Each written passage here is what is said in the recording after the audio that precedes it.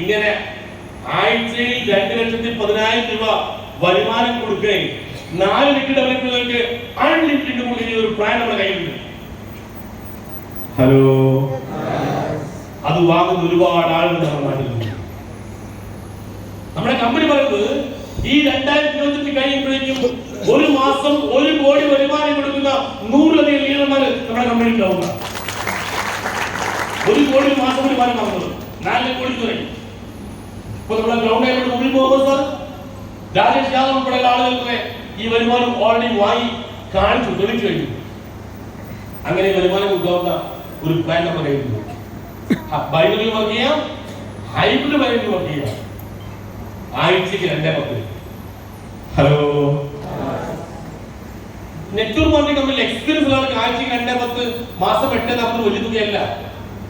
50 ലക്ഷം, 1 കോടി മാസം വരുമാനം വാങ്ങുന്ന ഇഷ്ടംപോലെ ലീഡേഴ്സ് ഇന്ത്യക്ക് പുറത്തൊക്കെ ഉണ്ട്, ഇന്ത്യയിൽ തന്നെ ഉണ്ട്. അപ്പൊ അവരൊക്കെ ഈ കമ്പനിയിലേക്ക് വേണമെന്നുണ്ടെങ്കിൽ, അവരെ ആകർഷിക്കണമെന്നുണ്ടെങ്കിൽ അവർക്ക് അൺലിമിറ്റഡ് ഇൻകം കൊടുക്കണം. മകന ഇത് ഹൈബ്രിഡ് ഇറക്കിയത്. ഇനി നമ്മളെ കൂടുതൽ പറയുന്നത് ആഴ്ചക്ക് 2-10 താങ്ങുന്നില്ല. ഹലോ, 2-10 പറയാൻ അത്ര വേണ്ട. ആഴ്ചക്ക് 1000, 2000, 5000, 10,000 അതിനപ്പുറത്തേക്ക് വേണ്ട. അതിനപ്പുറത്തേക്ക് ചിന്തിക്കാൻ പോലും പറ്റില്ല. ഹലോ, നിങ്ങൾ അങ്ങനെ ചിന്തിച്ച് ചെയ്യാൻ നിൽക്കുന്നു. തുടക്കക്കാര് ആഴ്ചക്ക് 2-10 താങ്ങുന്ന വില ഉള്ളത്. എല്ലാ ആഴ്ചയിലും 1000 കിട്ടണം, 1000 കിട്ടണമെങ്കിൽ 2000 കിട്ടണം, പിന്നെ 4 കിട്ടണം. അങ്ങനെ ചിന്തിച്ചു തുടങ്ങിയാണ്. അതായത് ഹലോ, ഒരു പഴകിടെ ഒരു രാജകൊട്ടാരത്തില് ഒരു പണ്ടത്തെ ക്ലോക്ക് ഉണ്ടായിരുന്നു. പണ്ടത്തെ കിടികരം ടിം ടിം ടിം ടിം ഇങ്ങനെ അടിക്കേ. അങ്ങനെ ഏതോടത്ത് കൊണ്ടുപോയി അതിനെക്കുറിച്ച് 5 ക്ലോക്ക് കൊണ്ടുവച്ചു. അതിങ്ങനെ നീട് കരയുന്ന ഈ സാധനം ഇങ്ങനെ കരയുന്ന സമയത്ത് ഇപ്പൊ താഴേക്ക് മുത്തശ്ശി ക്ലോക്ക് നോക്കൂ, മൂപ്പറി ഇങ്ങനെ അടിക്കുകയാണ്. ആ പുതിയ 5 ക്ലോക്ക് തന്നെയാണ്. എന്റെ ദൈവമേ, ഈ കറങ്ങാൻ തന്നെ കൊണ്ടാവില്ല. ആ സമയത്ത് എങ്ങനെയാണ് ഈ മുത്തശ്ശി ഇങ്ങനെ അടിച്ചു കൊടുക്കുന്നത്? വലിയ കഷ്ടപ്പാടായിരിക്കുമല്ലോ. ഇയാൾ എങ്ങനെയാണ് അടിക്കുന്നത്? ഇളകി ചിന്തിക്കാൻ തുടങ്ങി. ഒരു ദിവസം ഗ്യാപ്പ് കിട്ടിയ സമയത്ത് ഈ അതിന്റെ മുത്തശ്ശി വിളിച്ചു, അല്ല മുത്തശ്ശ, നിങ്ങളെ കാര്യം ഭയങ്കര കഷ്ടത്തിനല്ലേ, നിങ്ങൾ ഇങ്ങനെ അടിക്കണ്ടേ, ഓരോ സെക്കൻഡിൽ അടിക്കണ്ടേ? അല്ല, എനിക്ക് ചിന്തിക്കാൻ പോലും പറ്റില്ല. നിങ്ങൾ എത്ര കൊല്ലം അടിക്കാൻ തുടങ്ങിയിട്ട്? ആ മുത്തശ്ശ പറയാൻ കൃത്യമായ കണക്കൊന്നും കിട്ടില്ല, എന്നാലും 10 കൊല്ലം കഴിയുന്നുണ്ടാവും. 100 രൂപ പറഞ്ഞാണ്. അപ്പോഴേക്കും ഇലക്ട്രോണിക് ക്ലോക്കിൽ കണക്കൂടി നോക്കി, 1 സെക്കൻഡിൽ 1 അടി, 1 മിനിറ്റിൽ 60 അടി, 1 മണിക്കൂറിൽ 3000 അടി, ഒരു ദിവസവും 70,000 അടി. അങ്ങനെ ഒരാഴ്ച, ഒരു മാസം, ഒരു കൊല്ലോ, 10 കൊല്ലോ, 25, 50, 55 കൂടുമ്പോഴേക്കും ഇലക്ട്രോണിക് അടിച്ചു പോയി. ഇലക്ട്രോണിക്കല്ലേ അടിച്ചു പോകും. അപ്പൊ ഇങ്ങനെ കറയുമ്പോൾ ഇലക്ട്രോണിക് ക്ലോക്ക് സൂചിക്കുന്നത് കരകാൻ നിൽക്കുന്നത്. മുത്തശ്ശി ഇങ്ങനെ അടിച്ചോണ്ടിരുന്ന സമയത്ത് മോളിൽ കരയുന്ന സൗണ്ട് കേൾക്കില്ല. മുമ്പ് മേലേക്ക് നോക്കി നോക്കുമ്പോ അതിന്റെ ക്ലോക്ക് അനങ്ങാണ്ട് ഇങ്ങനെ അടിച്ചു നിൽക്കുന്നത്. അപ്പൊ മുത്തശ്ശി ക്ലോക്ക് ഡയലോഗ് അടിച്ചിട്ടുണ്ട്, കേട്ടോളി, വളരെ പ്രധാനപ്പെട്ട കോട്ടെ. വെറുതെ കൂട്ടാൻ പോയിട്ട് 1 സെക്കൻഡ് വേണ്ടി, അതെനിക്ക് എളുപ്പമാണ്, ഞാൻ വേറെ ഒന്നും ആലോചിക്കില്ല. ഹലോ, 2-10 ആലോചിക്കില്ല, ഒരാഴ്ച ആലോചിക്കും, അതെനിക്ക് എളുപ്പമാണ്, അത് മാത്രം ആലോചിക്കുക. 1000 എനിക്ക് കിട്ടിക്കഴിഞ്ഞാൽ താഴെ 2000 ഒരു 1000 ആലോചിക്കുക, ഓർക്ക് 1000, അത് എളുപ്പമാണ്. അപ്പൊ നമുക്ക് 2000, അതിന് താഴെ 1000, പിന്നെ 2000, നമുക്ക് 1000. അങ്ങനെ ഘട്ടഘട്ടമായി പോയാൽ ആഴ്ചയിൽ 2-10 വാങ്ങി അങ്ങനെ ഇനി ട്രഡീഷണൽ ബിസിനസ്സുകൾക്ക് ഞാൻ വേറെ തരം പറഞ്ഞിട്ടാ. അതായത് കൊറോണ കാലത്താണ് തട്ടുവണ്ടികളെ കുറിച്ച് ഞാൻ കാര്യമായി ചിന്തിക്കാൻ തുടങ്ങിയത്. വലിയ വലിയ കടകളൊക്കെ കൂട്ടിപ്പോയ സമയത്ത് സാധാരണക്കാരെ ആശ്രയിക്കാൻ ഒരു തട്ടുവണ്ടി കട, മുൻകൂട്ടി കച്ചവടം. രാത്രി സന്ധ്യയാകുന്ന സമയത്ത് എന്റെ വീട് താമരശ്ശേരിയാണ്. മൈസൂർ ഭാഗത്ത് നിൽക്കുമ്പോൾ ഒരു വാഹനം ഉണ്ടാവും, താമരശ്ശേരി ഒരു ചെറിയ തട്ടുവണ്ടി, ഒരു ഓംലെറ്റും കട്ടനായി ഇത്തിരി കപ്പടിയൊക്കെ ഒട്ടുക്കന്നെ കച്ചവടം. ആളുകൾ ഓടിക്കൊണ്ട് നല്ല കച്ചവടം, രാത്രി നല്ല ഉപ്പിന് കച്ചവടം. അപ്പൊ എന്റെ പഠിക്കാൻ വലിയ ആവേശം. ഞാൻ അവള് പറഞ്ഞു, മക്കളെ ഈ ആവേശം നിങ്ങൾ നടത്തിക്കോ, ഞാൻ ഇങ്ങോട്ട് വരില്ല, എനിക്ക് ചെറിയ മുതൽമുടക്കേ ഉള്ളൂ, എനിക്ക് ഒരു 1000 ലാഭം പറഞ്ഞു. അങ്ങനെ ആ കച്ചവടം ഓരോ മേടിച്ചു. നല്ല ലാഭം കിട്ടിട്ട് എനിക്ക് 1000 മാത്രമേ ഉള്ളൂ, ബാക്കി പോലും ഷെയർ ചെയ്തില്ല, ഓരോ നടത്തുന്നത്. അങ്ങനെ താമരശ്ശേരി തട്ടുകൊണ്ട് എനിക്ക് 1000 കിട്ടും.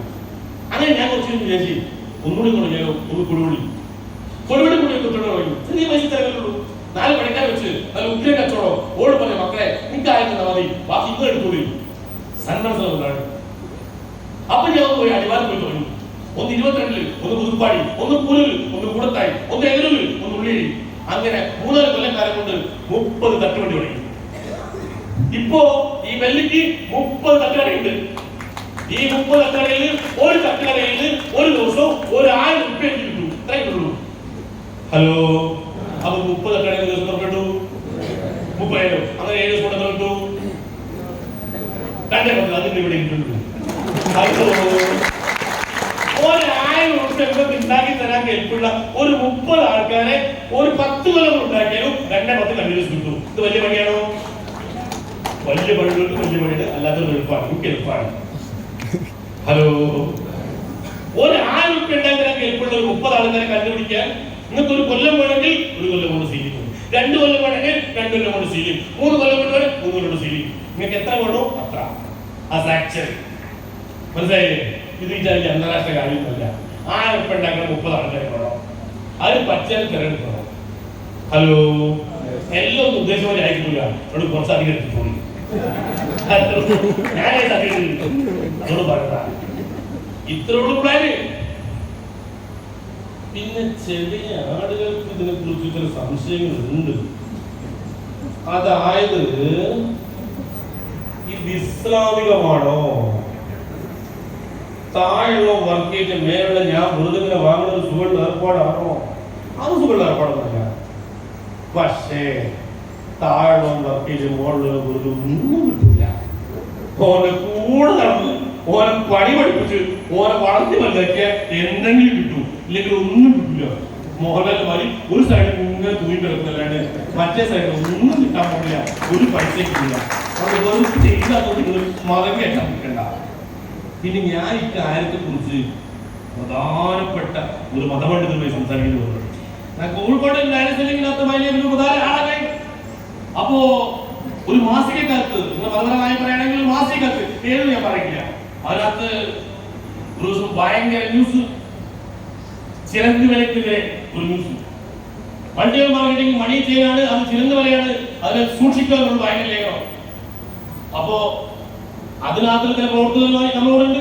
അവരുമായി ബന്ധപ്പെട്ട് ആ മതപണ്ഡിതന്റെ ഒരു അപ്പോയിന്റ്മെന്റ് എടുത്തു. ഞാൻ കാണാൻ തോന്നുന്നു.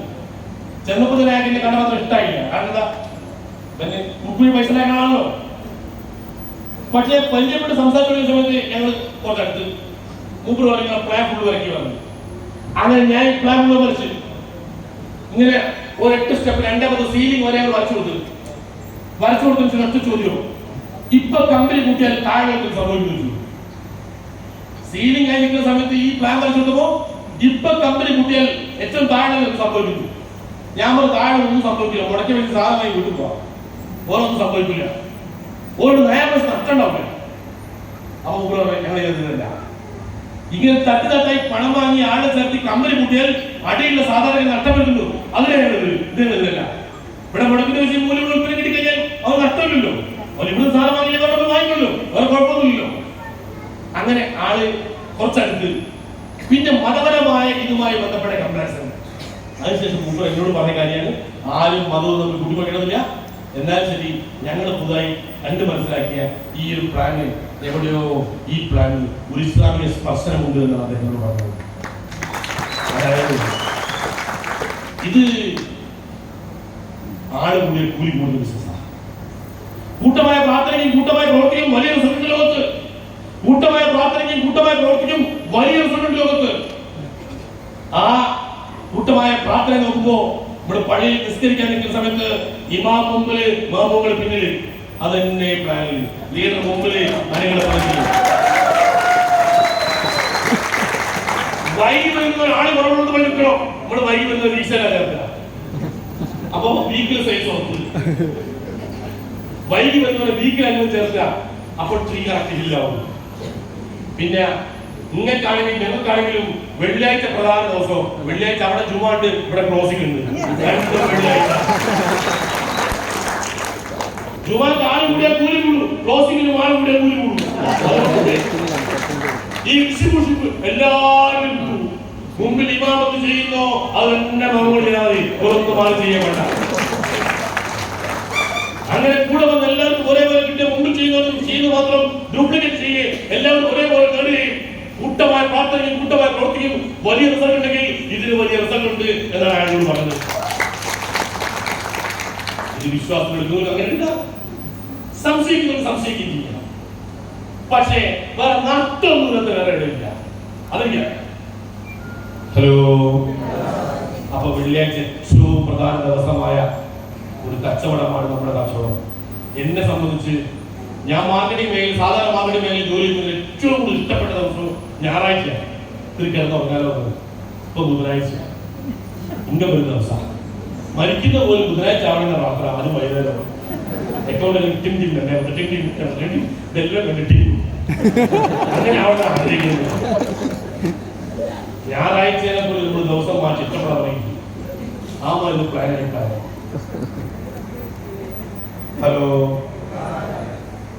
അപ്പൊ അച്ചീവേഴ്സ്, ഇനി ഇതുവരെ നേട്ടങ്ങൾ ഇഷ്ടംപോലെ ലീഡേഴ്സ് ഇഷ്ടംപോലെ നേട്ടങ്ങൾ ഉണ്ടാക്കിയിട്ടുണ്ട്. ഈ നേട്ടങ്ങൾ ഉണ്ടാക്കാണ്ടായ പ്രധാനപ്പെട്ട കാരണം എന്ന് പറയുന്നത് അത് കൂട്ടമായ പ്രവർത്തനം കൊണ്ടാണ്. ഏതെങ്കിലും ഒരു വ്യക്തിയുടെ നേട്ടം കൊണ്ടല്ല. മുകളിൽ മുഹമ്മദ് സാർ ഇഷ്ടംപോലെ ലീഡേഴ്സ് നേട്ടങ്ങൾ കാണിക്കേണ്ടത്. ഞാൻ എന്നെ കുറിച്ച് മാത്രമേ നിങ്ങൾ പറയുള്ളൂ.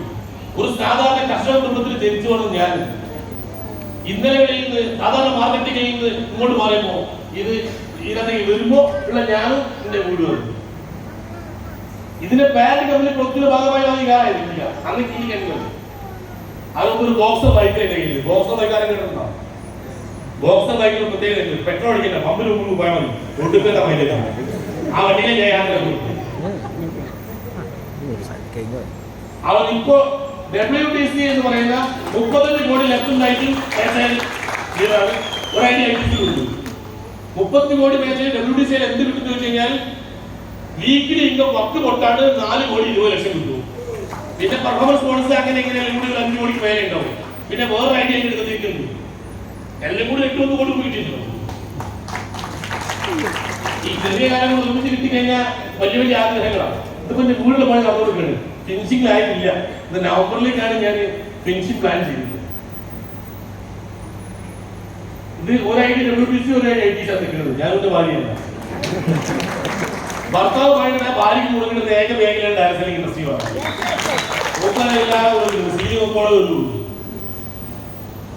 അങ്ങനെ വാങ്ങി കാലല്ല.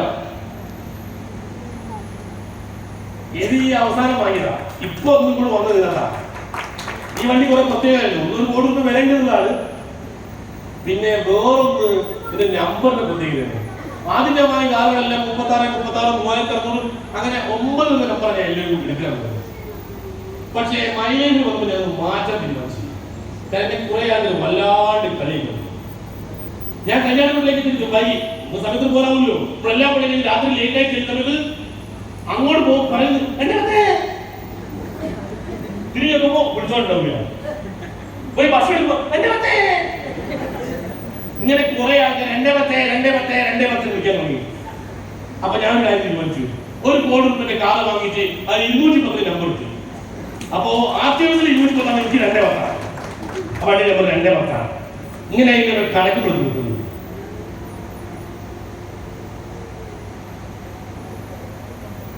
ഇത് രണ്ടും മൈലേജ് പ്ലോട്ടാണ്.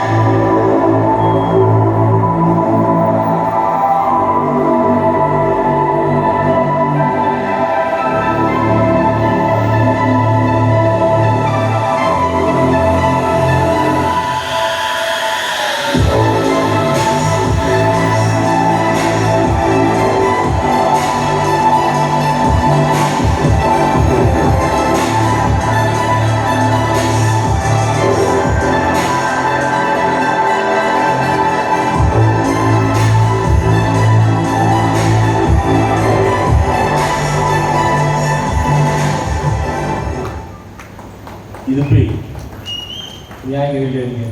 ഞാൻ ഈ മുസ്ലിം വരുന്ന സമയത്ത് ബൈക്കിന് പോണ്, പിന്നെ ഇന്ത്യക്കയില് ഇപ്പൊ 1 കോടി കാർ നിർത്തി.